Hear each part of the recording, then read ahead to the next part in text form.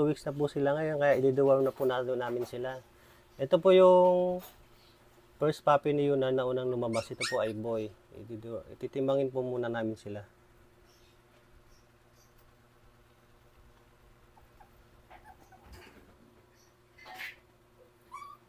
So, 1.2. 1.2. Okay. Ang next po natin, ito po yung second puppy ni Yuna, girl po. Wala pa po kasi silang mga name eh. Okay. 1.3.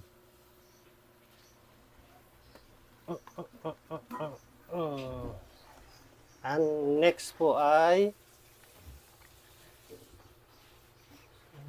boy. Third puppy po is boy.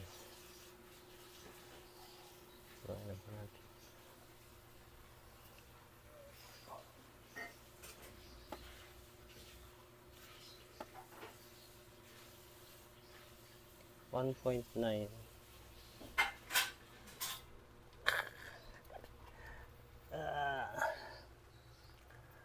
Ang ating fourth puppy is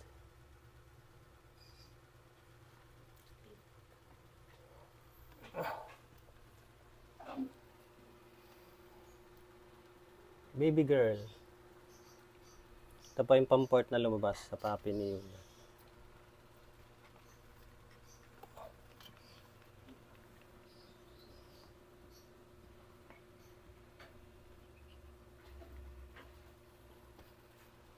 Okay. Next po, ang pang last. Pampip-papi po ni Yuna. Boy. Hello.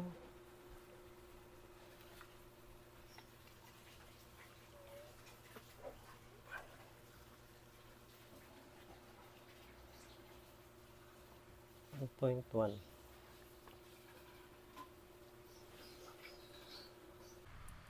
Hello mga ka-husky guitar. So eto na po, i-deworm na po namin ang aming mga puppies. So bakit kailangan i-deworm ang mga puppies at kailan ginagawa ang pagdi-deworm? Pero bago ang lahat, kung napadaan ka lang sa akin channel, please comment, like, share, and subscribe. At hit mo na rin po ang notification bell para ma-update ka po sa aking mga bagong videos. So ginagawa po ang pagdi-deworm as early as 2 weeks po ng ating mga puppies. Early 2 weeks, 4 weeks, 8 weeks, at 12 weeks.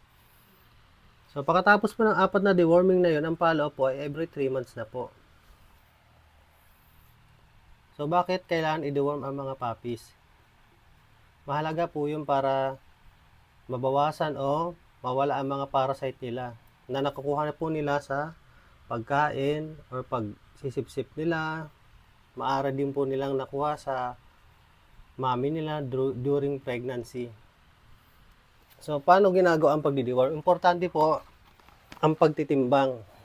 Kasi doon po tayo magbe-base ng dosage na ipapainom natin sa ating mga puppies. So, ito po yung ginagamit namin. Hindi po to sponsor. Binili po namin to sa Last Mall para legit po ang gamot or pan-deworm. So, as per dosage po dito ay 1 kilo is 1 ml. So, sila po kasi ay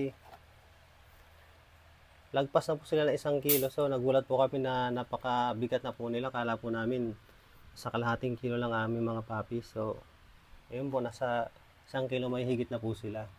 So, importante po yun. Titimbangin po natin ang ating mga puppies at sundan lang po natin ang dosage na binili natin.